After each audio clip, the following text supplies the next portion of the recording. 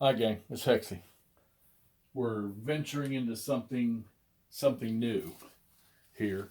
So got a couple of games that Rich up in Michigan had sent me, and this is one he just sent me the other day. He ended up with two copies of it, so he sent me one. So this is the introductory game to the Napoleonic, or the Library of Napoleonic Battles. From this is Kevin Zucker from the Operational Studies Group, and this is an introductory game. Sorry you can't see everything on there, but this is part of the Napoleon Retreats box, and it's, I guess this one scenario is set up for you to learn how to play the game. Okay, so all right, y'all know me. I like obviously American Civil War first, then World War II. I have a bit of World War One blood in me. I don't mind Vietnam, don't mind Korea, some Cold War stuff, and then of course over the years since I was a kid, I've always liked the Napoleonics. Just I don't have a ton of Napoleonic games. I do have a few, like Wellington's Victory, Napoleon's Last Battles. I have those. Probably got but now I've got a few other ones laying around here that Rich has sent me or that I have purchased. I have the whole Napoleonic brigade system from MMP. Not played any of them. I think I played Lutzen, the old SPI Lutzen, when I first started on YouTube a couple years ago, and I've been wanting to get into to these here because, I mean, come on, look at the map and look at the counters and the counter art. This stuff, it's gorgeous, okay? And then I've been bumping a lot of YouTube videos that I've seen where, what is it, Thursday Night Gamers. I'm watching them. I think I had them mixed up with somebody else that I didn't like to listen to, but I've been watching these guys mostly a lot tonight too, or at least for a little while tonight and earlier today. And actually, it's pretty informative, and they're actually a pretty fun group to listen to. And they play a lot of this stuff. Matter of fact, I think they're going back through a lot of the games they've played a while back. So I thought, okay, I need to get this on the table. I thought I'd pound these rules down real quick, and I actually did. I read these rules in about 2 days, 2.5 days, and actually absorbed a lot of it pretty good.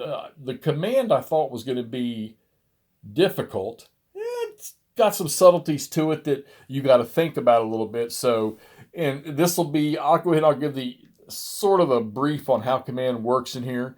You've got commanders, you've got officers, and you've got commander officers, okay? Um, Obviously, Napoleon and Blucher, those are commanders. And they have points on them.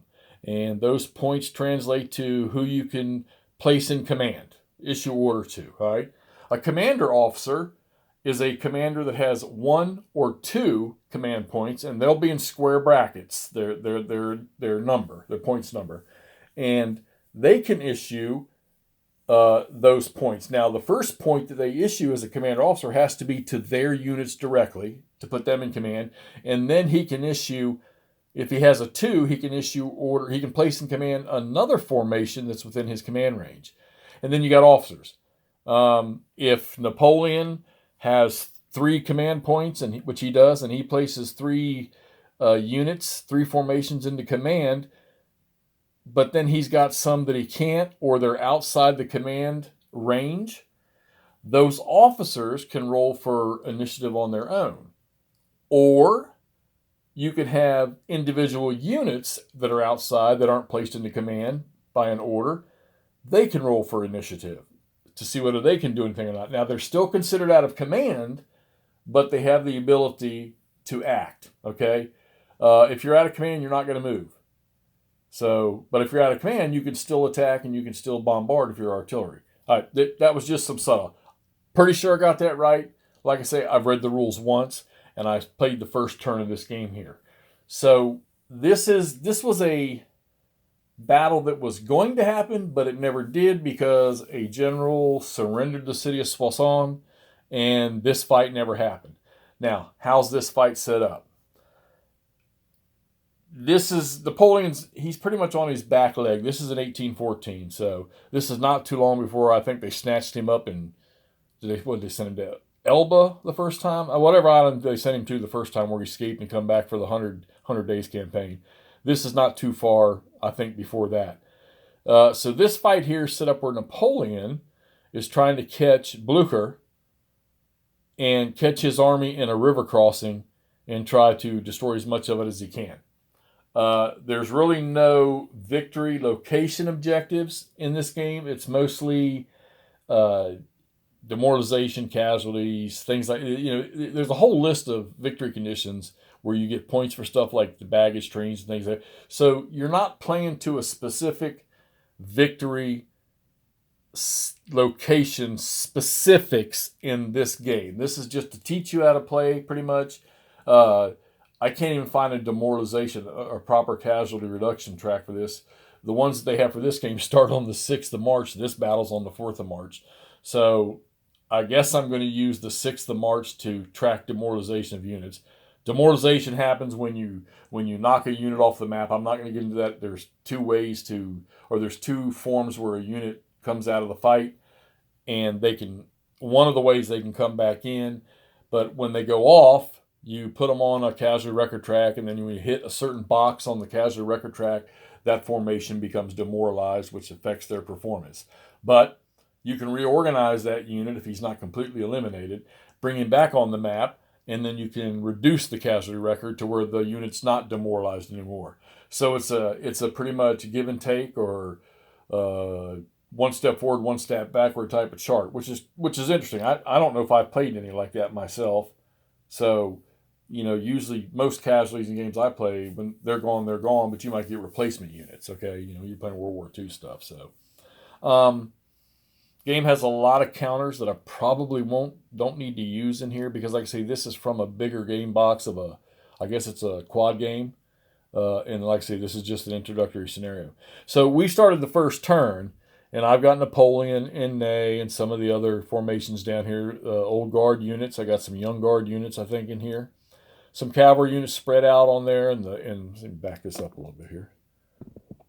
And yeah, you got cavalry units spread out. Russian cavalry units, Prussian cavalry units through the middle here, and French cavalry units over here, and then most of the infantry's in this area right here.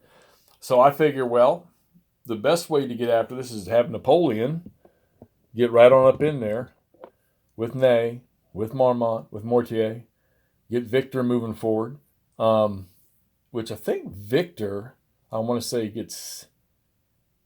I don't know if he gets killed or something happened, or gets sick before they actually start the real fighting around the 6th of March, whatever, Leon or Craon, wherever the battles are, or Reims or whatever. But I figure, okay, well, we need to hit him fast before he can get York across the river here. And what I didn't know, since this is a hypothetical scenario, I don't know. They said it's a river crossing. I don't know if Blucher was coming this way, or their intention was that he was coming across here, or he was retreating. So I said, well, we're coming across, let's fight. Now you have this thing called General Retreat, which you can order, and you actually get victory points for retreating your units off the map under the General Retreat. But they can't do that until I think it's 4 p.m. and the day starts. This turn starts at, let's see, it starts at, is it noon? Yeah, it starts at noon and it goes till 8 p.m. at night. All right. So we've got 1, 2, 3, 4, 5, 6, 7 daylight game turns to fight, and then a night turn.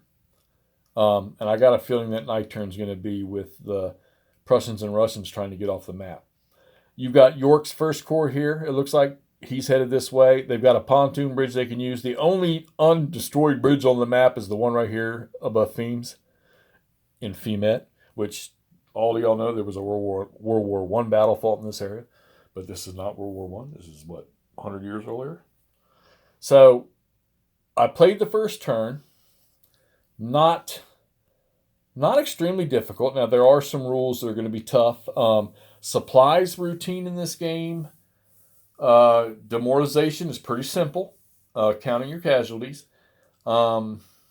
Command, slightly tough, not extreme. I don't think it takes more than a couple minutes, actually, or 1 or 2 turns, and you'll understand how that works. You have cavalry vedettes in this game, where you can break down light cavalry units into, think of them as like in the Civil War with having skirmishers out in front of your line, or having small cavalry patrols out to do reconnaissance or detect. Well, since I'm not playing with hidden movement because I'm solo playing it, I'm not using the cards. I don't even know what they look like. Maybe I'll get one of these games that has the cards in it. I got Coming Storm over here. Maybe it has cards in it. I don't know. We'll find out. The vedettes are considered a combat unit, and they have a zone of control. So what they can be used for without playing hidden movement is a screen where they can if an enemy unit moves into them, they got to stop.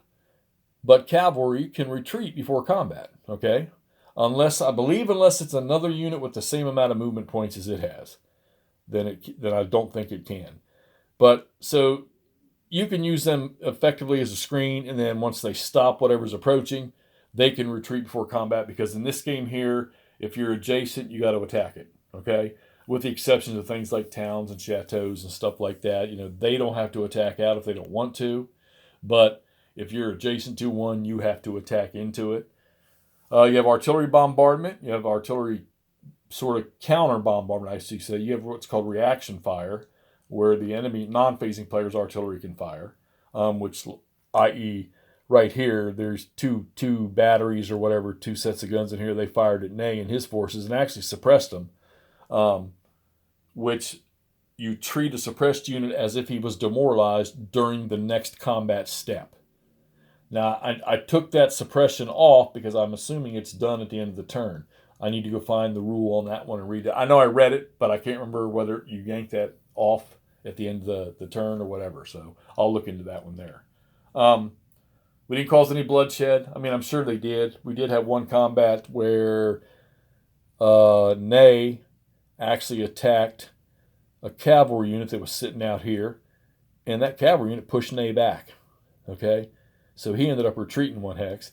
And then over here, the old guard units over here, they attacked a cavalry and a horse artillery unit sitting up on this hill here, and they actually drove them off. And then that cavalry unit was out of command. The artillery wasn't, but the cavalry unit was out of command, and he had to stay in that hex. So I said, well, I'll leave the artillery, because the artillery, they can either bombard or they can attack like just any other unit. So I left him in there to give him some strength, and they ended up having to attack this hill. They ended up like 1-3, I think, with whatever modifiers, and he had to retreat back again. So, and then, of course, the infantry got to advance forward. This game here, your whole stack doesn't advance after combat, unless there's a leader. If there's no leader in the hex, 1 infantry unit and all the cavalry units in the hex or in the fight can advance. You have to have a leader to get more. So I'm not sure how this is going to fall out, because 3 or 4 formations right here under Blucher and Sacken, they were able to activate, so they're already on the move. Really, the only I can see happening here is Napoleon, because it looks like he's got the numbers, but I mean, look at the size of that artillery piece there for the Russians. He's a 6 right there. He's a 6.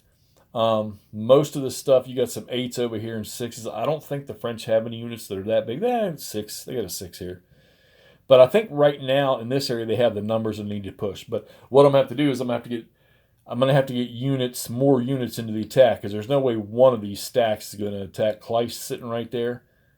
But if I get a second one in there and there's a zone of control, then I got to attack any unit. Like I say, you got to attack anything in the zone of control. Now, here's one good rule that I do like. I could move both of these stacks up here and have them attack him, even though he may have the zone of control. If I can put artillery fire on him, that counts as a soak-off attack. So then the 2 units would be able to attack him without having to worry about this other unit over here.